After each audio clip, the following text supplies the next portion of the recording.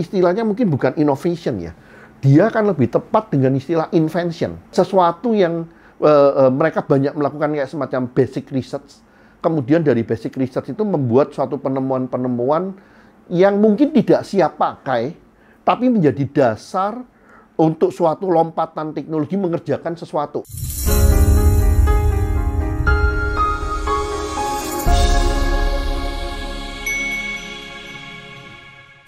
Apa yang kita bisa belajar sih dari negara yang paling inovatif di dunia ini, yang selama 11 tahun berturut-turut menjadi nomor satunya?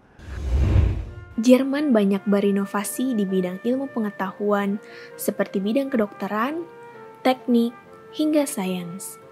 Beberapa prestasi yang telah diraih Jerman seperti mendapatkan urutan ketiga dengan jumlah penerima Nobel Award terbanyak, urutan ke-10 dari 132 negara sebagai negara terinovatif menurut Global Innovation Index, dan prestasi lainnya. Halo teman-teman Insight Leaders, selamat datang. Kita berada di Trilogi Innovations, bagian kedua di seri 2-nya.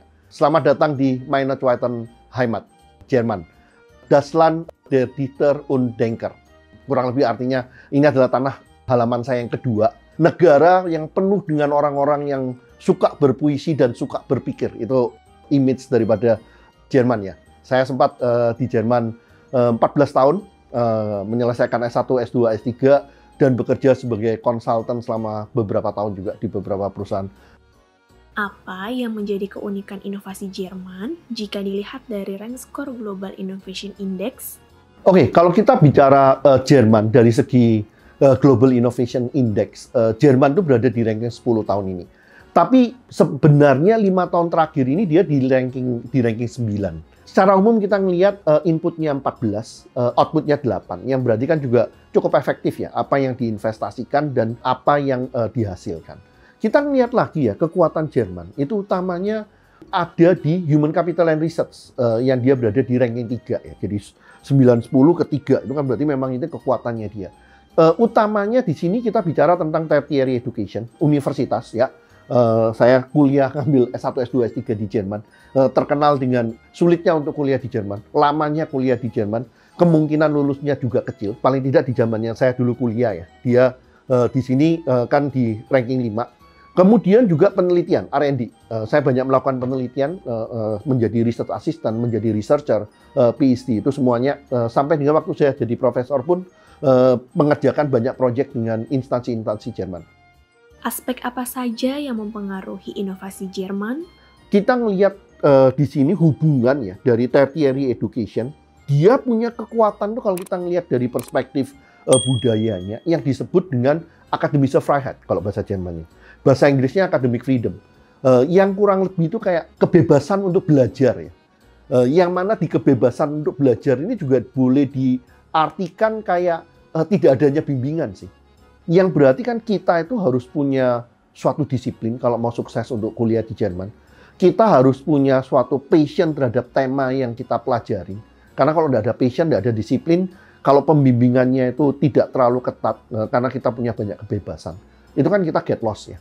Kemudian akademische Freiheit ini juga mengajarkan kita dari awal untuk belajar memilih apa yang kita mau melakukan. Kemudian dari awal untuk menyukai apa yang kita lakukan, karena kalau nggak suka, kemungkinan besar mungkin nggak bisa lulus kali di Jerman ya.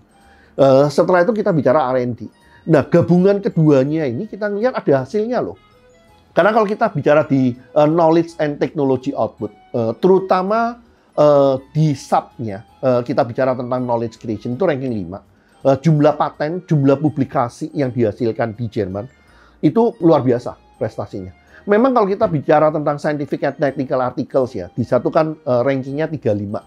Bukan berarti bahwa scientific dan technical artikelnya Jerman itu seharusnya rankingnya serendah itu sih. Tapi karena Jerman di dalam pendidikannya dia, itu tidak mengikuti sistemnya Amerika ya. Publication. Karena itu mungkin secara quantity, dia publicationnya, rankingnya tidak terlalu tinggi. Nah, kita bicara tertiary education, research and development yang menghasilkan knowledge creation. Dari knowledge creation itu yang akan menjadi intangible asset. Di mana intangible assets Jerman juga ranking 6. Dia kuat di sana. Intangible asset itu kan Kita bicara tentang trademark, kita bicara tentang global brand, kita bicara tentang suatu kreasi ya, suatu kreasi yang intangible. Itu Jerman kuat. Kalau kita kembali lagi di sini dari knowledge creation dan intangible assets, ini kan kalau dalam konteks innovation ini yang sering kita sebut invention ya, karena mereka kuatnya itu kan di basic research ya, di suatu inovasi yang perkembangannya itu memang tidak secepat kayak di ICT ya, Information Communication Technology yang perkembangannya itu cepat. Kekuatannya Jerman tidak di sana. Kita melihat lagi kan jumlah paten di Jerman itu dominasinya itu relate dengan otomotif industri. Yang berarti kan suatu industri yang udah mature ya. Kemudian salah satu fenomena ya di Jerman, karena orang-orangnya yang melakukan penelitian itu biasanya passionnya itu mungkin sampai ke arah obses ya dengan apa yang mereka kerjakan.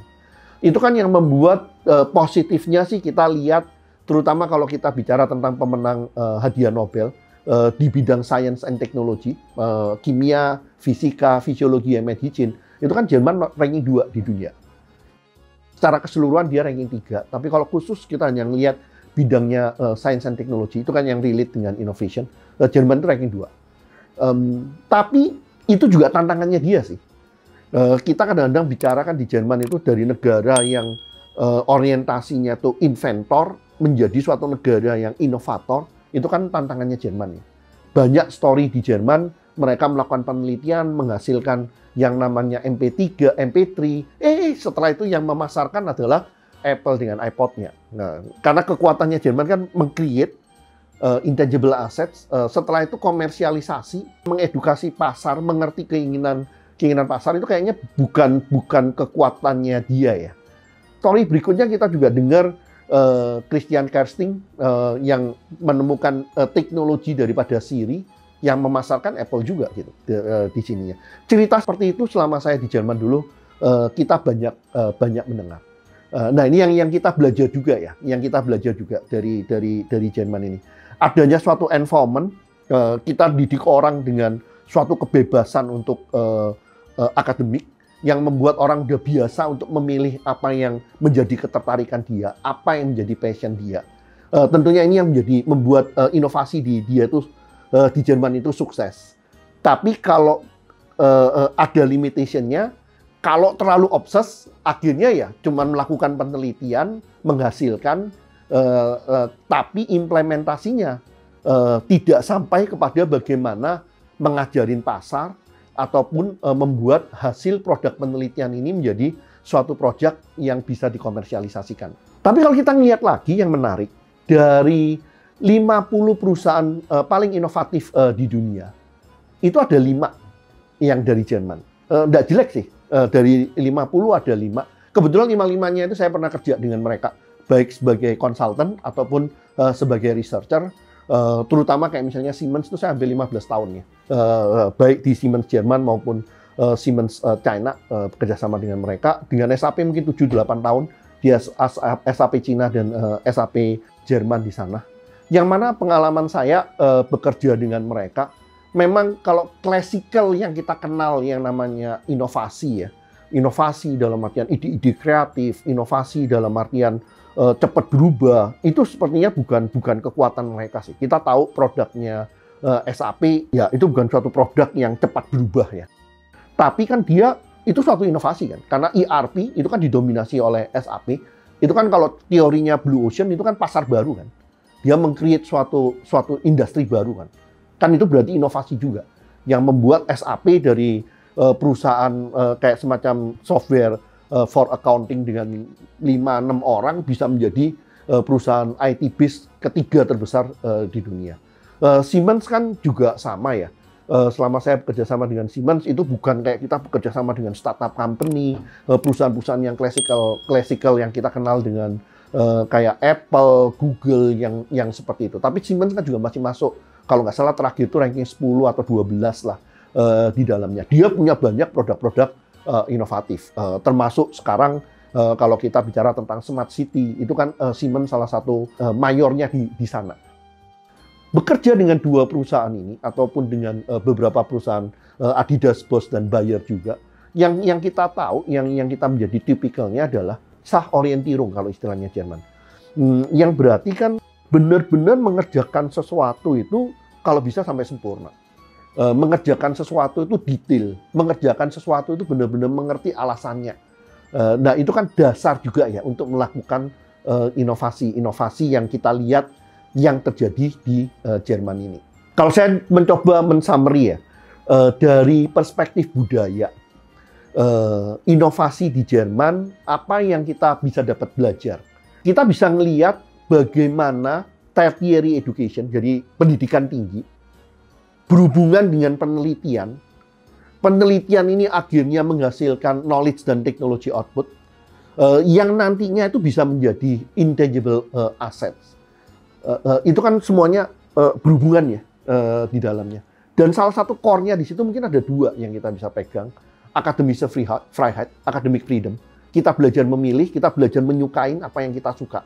Kita belajar disiplin karena kita dididiknya itu boleh dibilang relatif bebas. Kemudian Sachorientierung, yang kurang lebih kayak benar-benar fokus pada apa yang kamu kerjakan, berusaha mengerjakan sebaik mungkin, detail, tidak melakukan kompromi-kompromi. Itu kan beberapa hal yang membuat Jerman kuat seperti Jerman yang kita lihat sekarang ini.